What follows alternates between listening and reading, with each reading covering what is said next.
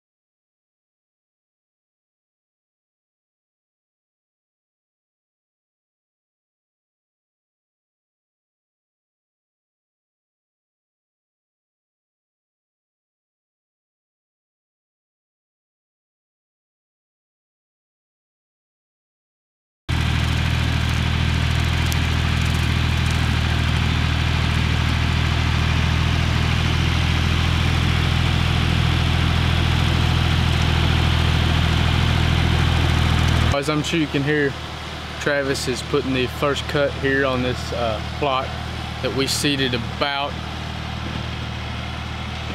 I'd say 3.5, 4 weeks ago we seeded it. It's been relatively dry, actually. We need a lot more rain than we've gotten. When we first seeded these plots, it was perfect. It was like it would rain almost every night and be completely sunny and dry during the day. So these plots have shot up, but we've also had a lot of regrowth on the Johnson grass that was previously in this plot that we sprayed and killed.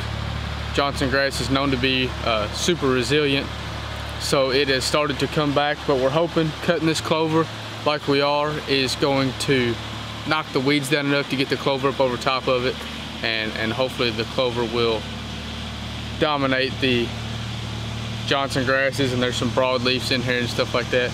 We're hoping for a predominantly clover plot right here, but Travis is putting the first cut on it of the year, so we'll probably cut it. I'd like to cut it 2 to 3 times this year, but we'll just have to see what kind of rain we get.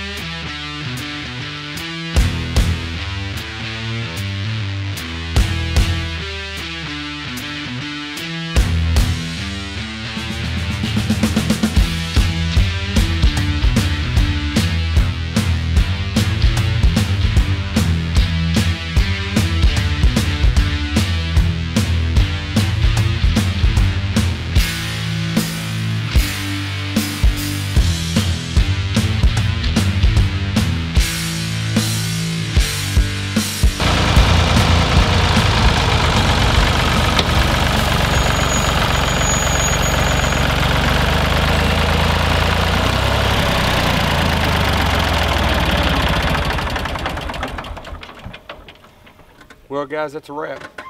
We got it cut. There's a lot more grass in here than we thought we were going to have this year. We sprayed it, disked it.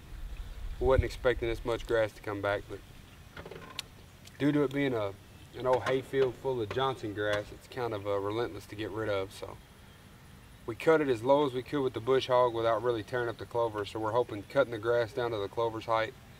It'll get some sun and rain in here this next week, and the clover will jump up over the grass. If it continues to do what it's doing, then we may have to come back in here and spray it. but hopefully we don't have to do that. Hopefully this will give the clover a chance to jump up over the grass, and we may come back in here later with some 10-10-10 or some 12-12-12 and fertilize it and see if we can't help it up.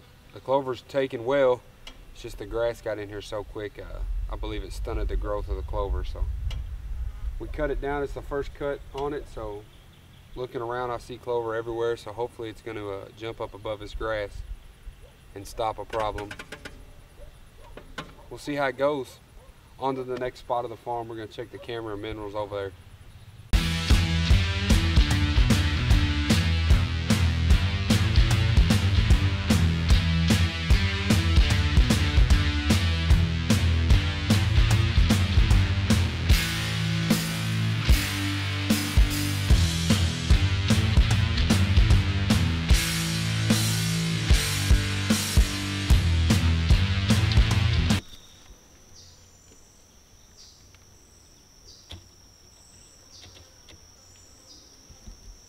Yeah, so we're at one of our spots that we were anticipating seeing what was on camera, and we got down here and it took 30 pictures and died.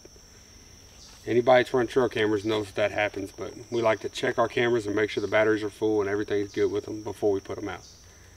I don't know what happened with this camera. I don't know why the batteries died, any of that. It died, so we're gonna go up and get more batteries, put more batteries in it, put a card back in it, see what the next week or two holds. But it's kind of downing when you get down here, anticipation of checking the camera and hoping to see a good deer on it. And it took like 4 pictures of a deer and then it died. So what do you do besides fill it back up and get back at it? All right, guys, new batteries. Run these down here, put them in this camera, see if we can't do something better. Nothing worse than going to check a dead trail camera.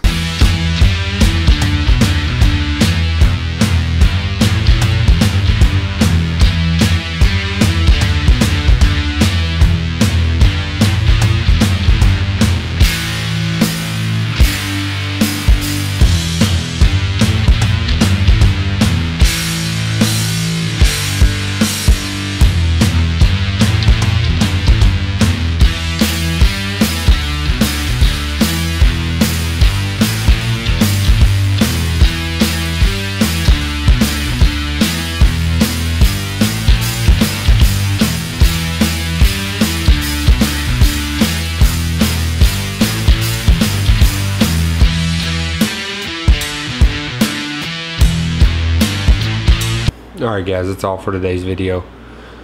We got all of our food plots cut that we wanted to cut. Checked them all, got all the mineral holes fixed, freshened up. Checked all the cameras on all the farms that were operating. As you've seen, we had one camera, 2 cameras actually didn't want to cooperate. One died just a couple days before we checked it, and the other one died just a couple hours after we turned it on and put it in the woods. So we're going to write the manufacturer of those cameras because I tried to replace it with the same type of camera and it was also somehow not functioning. I believe water may have gotten in it somehow. I don't know how. We're very thorough when we put out our cameras to make sure they got new batteries in them, clear SD cards, sealed up tight, on, all the times are right, all that stuff is right. So I'm going to email the company. I'm going to leave them unnamed for now. I'm going to email the company and see if they're willing to work with me. I just bought those cameras last year and they were not cheap cameras. But until then, we put another camera out, filled it full of batteries, got it going, got it rocking. So hopefully we'll get some pictures up. We've seen some smaller deer, couple pictures of some decent deer that are going to be that are definitely going to be shooters if they stay around. We just want to make sure that they're not just passing through, that they're actually going to be there on the farm. 1 or 2 of them are deer that were on camera last year, so they're probably more than likely going to be the deer that we're after this year. But other than that, a lot of 2.5-year-olds, so we do see a lot of potential for the next year. So we want to continue to keep our food plots healthy and keep our minerals out so that those deer can flourish the rest of this year and possibly the next year to be shooters. We're new to food plots, so we're still kind of learning as we go. We've done some small ones, some throw and grow, stuff like that, but this is the first real time we've sprayed and tilled, disc, all that stuff. So that one food plot, the grass really went back. The Johnson grass was super resilient and it came back very thick. So we're going to, we cut that as you've seen, and we're hoping the clover's going to jump this week with some rain. If not, we may have to treat it with something to kill the grass, not the clover, something like a beater rack or something like that. So we'll see how it goes, guys. Thanks for watching. We appreciate it. And well, I'll let my daughter tell you. Thank you for watching. Lightning and subscribe. Try it again. Thank you for watching. Like and subscribe. Yes. Look right here and say it, okay? Go ahead. Thank you for watching. Like and subscribe.